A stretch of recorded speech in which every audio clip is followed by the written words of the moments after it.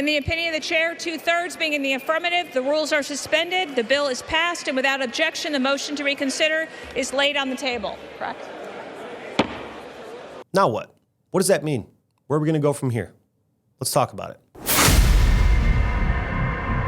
So TikTok's probably going to be banned. And as a parent, I'm sure we're all jumping for joy. And I am ecstatic, to be honest, that my kid's not going to have his face plugged into his phone for 8 hours of the day. Unless they just move on to another platform. There's Instagram, there's Facebook, there's Snapchat, there's Rumble, there's all kinds of platforms out there. So TikTok's gone, but that doesn't mean that there's not other avenues for kids to go down to do the exact same thing they were doing on TikTok. I think there's more to this TikTok ban than just having it be about the kids. It's a lot about national security because TikTok is owned by a Chinese organization. And I think that is really the crux of it because we've never had a push to ban Twitter or Facebook. Maybe we have, but it never really went anywhere and gained any traction. Instagram, Snapchat, all these things are out there. So TikTok, and looking at it as a parent, I'm like, oh, cool, that's awesome. They're doing something for the kids. And I agree, we should be protecting national security, and we don't know what they're feeding our population. But yeah, I don't know how I feel about the TikTok ban. I'm happy about it. I'm not mad about it, but I think that it just creates other avenues to do the exact same thing they were doing on TikTok. And my thing is, as a parent, we can blame TikTok and blame Instagram and everything else, but at the end of the day, we're allowing it. So we're saying, yes, thank you, TikTok, and thank you for stopping my kid from looking at this.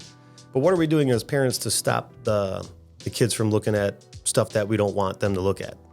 It's very difficult, right? Because if they don't see it at home, one of their friends has a phone that has TikTok on it because it's almost impossible to shield them completely from it.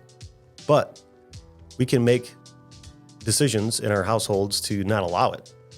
You know, if I say TikTok's not allowed on your phone, it's just not allowed on your phone, period. I pay the bill. And if you want to use it for that, that's not what it's intended for. You know, it's intended for you to be able to communicate with home. I got to pick you up from school or take you to practice or drop you off at practice. And that's the main purpose of that device, you know? And there's an argument to be made also where if we shield kids from technology at an early age, is that going to set them back for the future? Because technology is not slowing down. But when you look at technology like TikTok, and there's really no value in that technology. You're just creating junk food. It's internet junk food is what it is. And I have videos on TikTok. I post shorts on TikTok, and if it goes away, I can care less.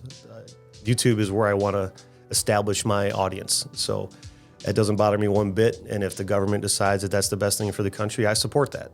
I'm an American first, so I think that's important to understand. So as a father of 3 boys, a 12-year-old, an 18-year-old, and a 20-year-old, they all grew up through that social media age, right? So they're all on their phones. They're all going through drama in school that's created through these platforms where somebody sent a picture to somebody about something that they didn't like. And it's, man, when I was in high school, I didn't have that. There was no pictures. There was no evidence of the bad shit that we did. Tell me about it. We were doing some crazy stuff and we seemed to be fine. There was no drama.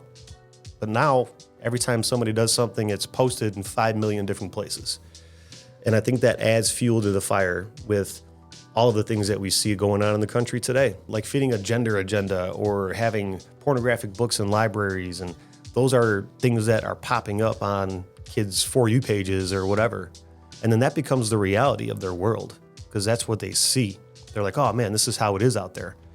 But in reality, it's a very small sample size based on whatever algorithm they have built in that's feeding them this information. If you look at the overall populace of the world and the United States, it's not what you see on social media.